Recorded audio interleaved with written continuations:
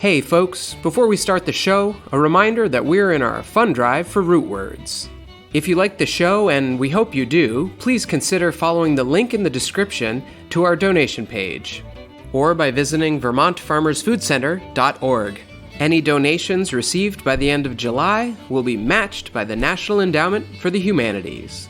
Your support helps us share these stories with the community. Now on to the show.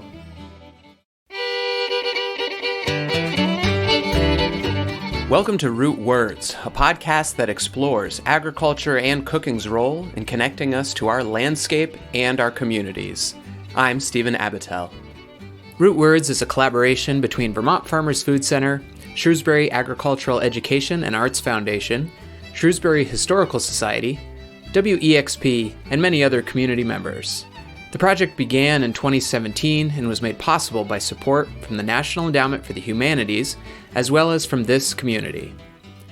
Throughout this podcast, you're going to be hearing stories from people around the Rutland County region in the heart of Vermont, a region rich in agriculture, family farms, a region that's a pastoral working landscape. These stories are going to be each little windows into what a regional food system really looks like on the community level. We're excited to introduce you to some passionate folks working with the land and with food and bringing communities together. So please, pull up a chair and enjoy.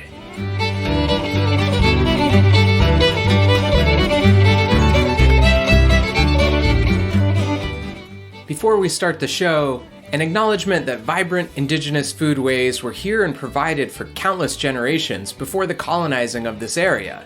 Root Words will bring you some stories of folks continuing our area's indigenous food practices on some future episodes, but this episode talks about an innovation, or perhaps a reinvention, of the current predominant food system, with a bit of history on how we got here. We'll speak with Rob Hauslien from Sugar Bob's Finest Kind, and Harley Sterling, the school nutrition director from Windham Northeast Supervisory Union, as we explore the Food Hub. A few years back, farmer Greg Cox piqued my interest with his vision of creating a Rutland rail car that would carry farm products from our area to large city markets. He said this was something Rutland had done in its history, in an aggregation center near the old rail yards. And I think, to me, the thought that Rutland was once generating value and exporting it felt inspirational. If you've been a listener to our show, you know that it's not hard to feel inspired when Farmer Greg gets going. Yeah, we're within. I could even throw a squash and hit where the building was. It's the entire property where the TD Bank North ATM is, where you see those 6x6, the parking lot. That was the building. The tracks were right here. Trains would go back right into it. They would load it up. It was Vermont's, not Rutland's, it was Vermont's largest food storage, aggregation, and distribution facility. And we, all the way back to the 1830s, Vermont was the breadbasket of New England. So Vermont has always managed to pivot. Greg, what else do you know about the aggregation site here? Not a tremendous amount because there's not a lot. I've seen pictures of the old building. I do know that the infrastructure that existed in Vermont towns throughout Rutland County and Addison County, all of that stuff would end up here. And it would be shipped after the rail lines were established. Virtually every town had its own creamery. Virtually every town had its own locker, so they could store things. And you'd be hard-pressed to find a town in Rutland County that still has a locker. And none of them have creameries. I decided to track down this piece of our agricultural past to see how it might inform and inspire our present. What I found is that the story of this aggregation center as a pillar of the regional economy, well, is complex. Rutland County is home to around 62,000 people today. It's just south of centrally located and rises from rich, silty lake and river valley farmland in the west to the Green Mountains and Killington and Pico ski areas in the east. In the 19th century, higher lands provided maple sugar, lumber, and grazing lands. In the middle, the Taconic Mountains provided the marble for the U.S. Supreme Court and the Jefferson Memorial in D.C. The marble industry accelerated railroad connectivity, and by the mid-1800s, 5 major lines crossed in Rutland that connected to Chicago, Montreal, Boston, and New York. Western competition reduced Vermont's cattle herds in the 1840s, but the Vermont livestock industry benefited from the railroads. The Western cattle just had so much longer of a journey to northeastern markets in those days that Vermont's proximity made for a healthier and heavier animal upon delivery. An 1848 report from the Boston Traveler noted, "The Vermont cattle are well known in our market as the choicest, and we now begin to receive them, free from the loss of fat and unexposed to the chance of being heated by the long journey on the hoof." In 1850, between 12 and 15,000 Vermont cattle were sent to the Cambridge market alone, and each weekly shipment, there or at Brighton, usually exceeded that of any other state. By 1857, the Rutland and Central Vermont lines of the Vermont Railway System were moving $79,000 per year in local freight, about $2.5 million today. Much of this would have been agricultural products. The inefficiency of early rail technology benefited Vermont's farmers, but engines and tracks improved, cars became refrigerated, and the national connectivity of rail began to tip back in favor of larger producers in the plains and western states. I think this is where we find Greg's largest in the region's wholesaler, and their complex role in the food system of the day. E.D. Keyes and Company, wholesale grocers, appears to have been the main tenet of Greg's aggregation center. Keyes may have supported the region's farmers by purchasing, storing, and shipping their products to bigger markets, but they also were in the business of importing from far-off agricultural sites. One Rutland Herald article reported on Keyes' business trip to Montana where he had cattle interests. The Rutland Downtown Railroad Yard had a much greater impact than just this one shared-use aggregation hub, though. The area was booming. In 1885, E.D. Keyes and Company, along with W.C. Landon and Samuel Curtis, occupied a wholesale and retail grocers hub on Evelyn Street, where TD Bank's drive-thru stands today. It was a 3-story brick building with dry goods storage, office, and apartment space, flour, feed, and grain, lime, hair, and plaster building materials, and an agricultural imports attic full of exotic items like coffee, oranges, and teas from West India, all passed through this building. Davis, Gould, and Burdett purchased, stored, and shipped wholesale and retail flour, feed, and grain on the site of the parking lot across the street from today's Vermont Community College. They even had a farmer's hotel on site. Next door was Silas Knight, dealer in beef, pork, lamb, as well as vegetables, butter, and eggs. There was a freight depot in the current Price Chopper parking lot, a beef storeroom in the current Walmart parking lot, and F. Chaffee & Sons lumber yard and storage houses housed lumber, grain, flour, and baled hay on present-day West Street. Many of the buildings are still there, just down the road from the Lincoln Iron Works, the home of Rutland's present-day Vermont Farmers Food Center. You may have noticed a theme, that a lot of these aggregation and distribution centers gave way to parking lots. In Rutland and all across the U.S., the decline of rail had a sea-changing effect on the town. A succession of national and international retailers and grocers have supplanted the regional economy that once was. Back in the present, Greg Cox passionately believes that a fair regional food economy based on agriculture is not only possible, it is necessary for towns like Rutland. He has continued to work towards a goal of growing the region's agricultural economy by relocalizing it. Since 2012, Greg has been the driving force behind Vermont Farmers Food Center, Rutland's developing food hub. Vermont used to have a more diverse agricultural scene. And we're just rebuilding that. And one of the reasons it fell apart was everything got from a local system to a regional system to a national system to a global system. And that's basically like what happened to the infrastructure. As things went global, the infrastructure disappeared in a heartbeat. We're rebuilding. That's why the train is at the food center. It is a symbol that part of the future economics in Rutland lies in our past. The train. Getting food to the 4 million people that are 3.5 hours away from this city where we stand right now. There's food hubs. There's no two food hubs that are the same. There's no real good definition of a food hub. Everybody has a different definition of what a food hub is. My definition of a food hub is a place. It's got to be place-based. It should have the infrastructure. Certainly Hardwick, in my idea of a food hub, is a food hub. I mean, it aggregates, it distributes, it processes, it has commercial kitchen, it has education. But whenever you have a place, things grow.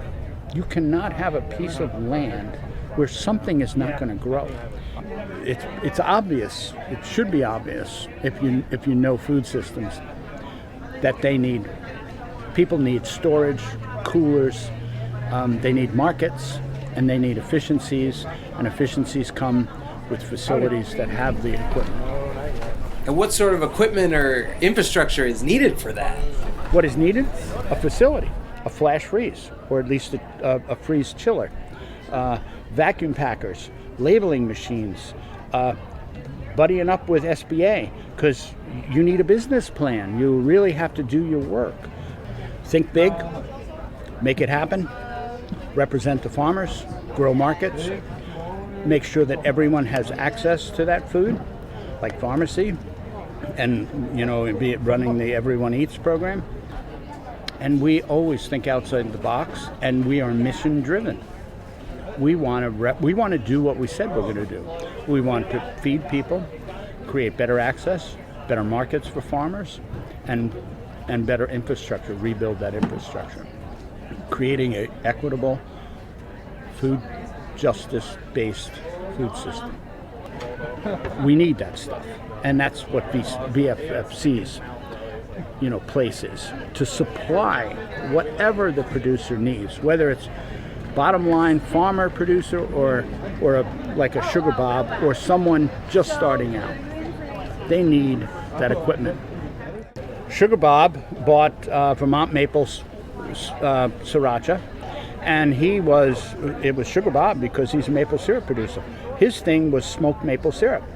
And then he was like, well, this kind of plays really well. So we had outfitted that space for Vermont maple sriracha. So when Sugar Bob bought it, I mean, he was a business that wanted to grow. And we offered him the location and the facility to grow. It had a full commercial kitchen with a lot of the equipment. He added to that equipment. Now his business is growing by leaps and bounds.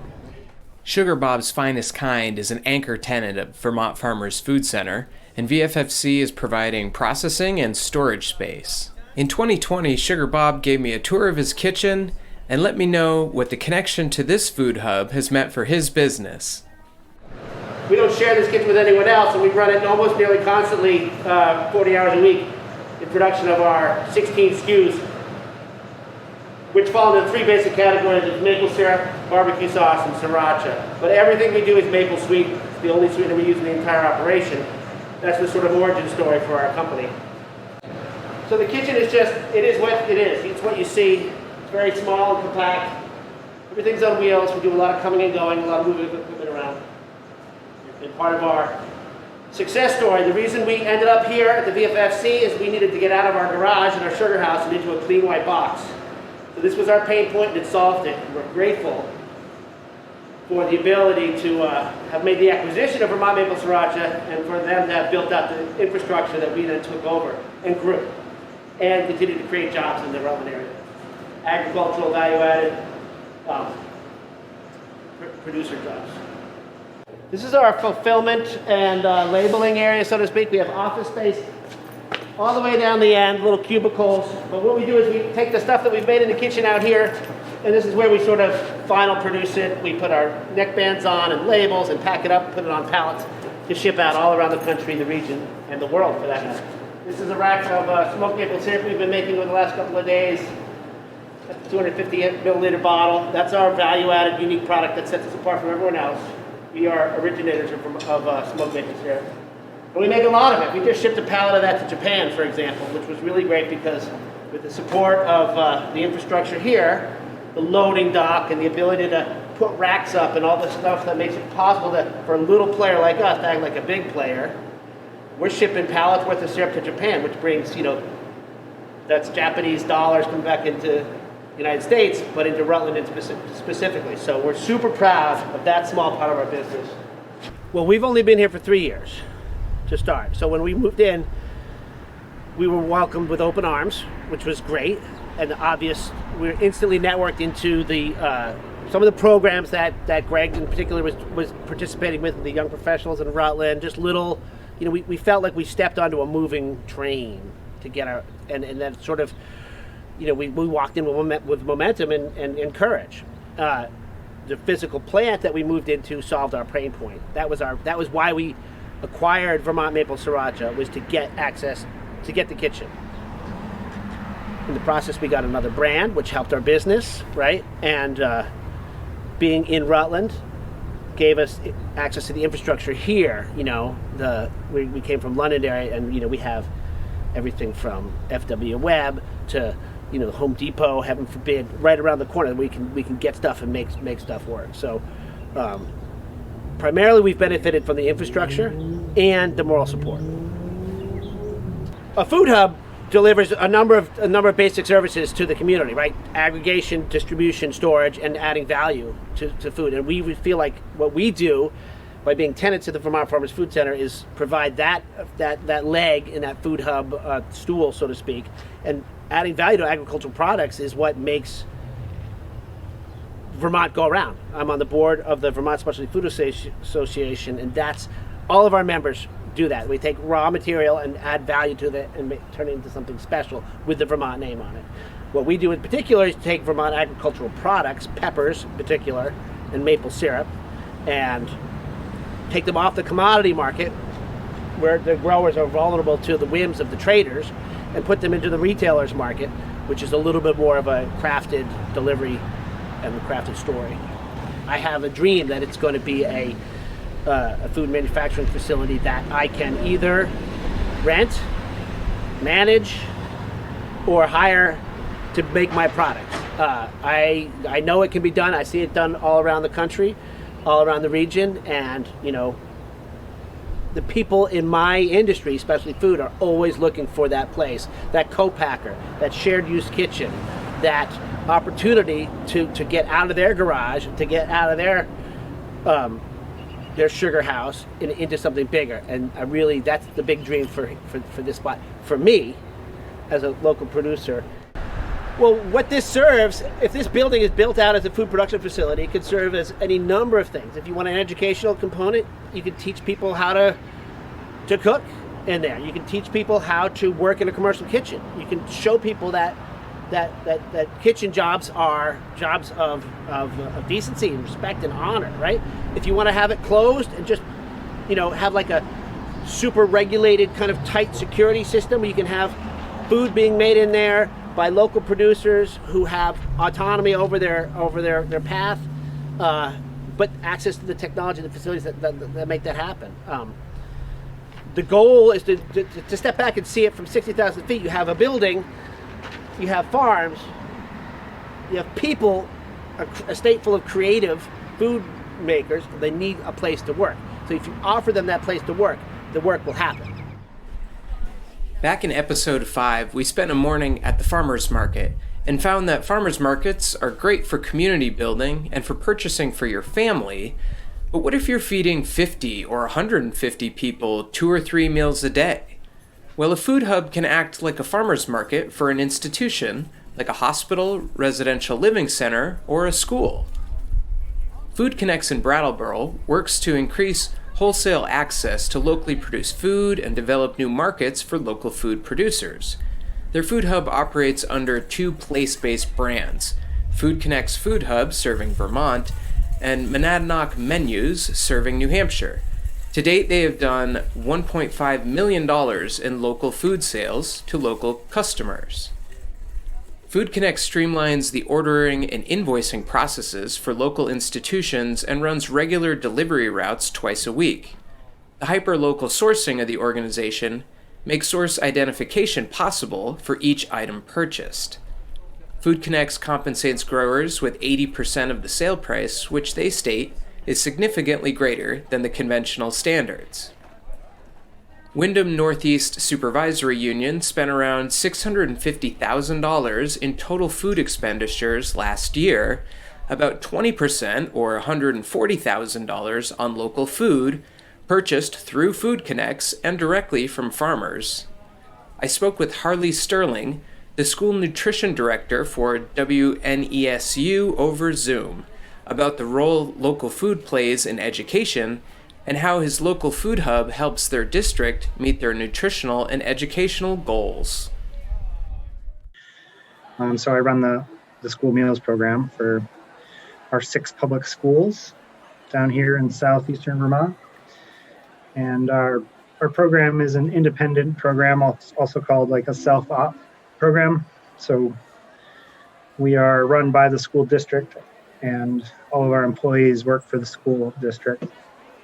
And we try to focus on farm to school, chef to school, scratch cooking, and getting as much local food on the menu as we can, while also trying to create systems that help other schools and other folks do this. I like cooking. The nurturing people through food and trying to bring in the best products. And, I've spent some time farming, and so I understand that world. And I think it's just part of the bigger picture of having a resilient food system is having the institutions that have the ability to buy food, buy local food, and then the people who have the skills to prepare food, cooks, chefs, whatever you want to call it. For me, it's really rewarding to put those skills to use, helping some folks some kids, don't necessarily have access to great food. So I like putting my energy toward helping them get nutritious, high-quality meals that also sort of, teach them about food and become part of the greater educational experience. So to me, the work's really important because in the cooking world and the chef world, there's a lot of competition at the top for making really good food for people who can afford to buy whatever they want.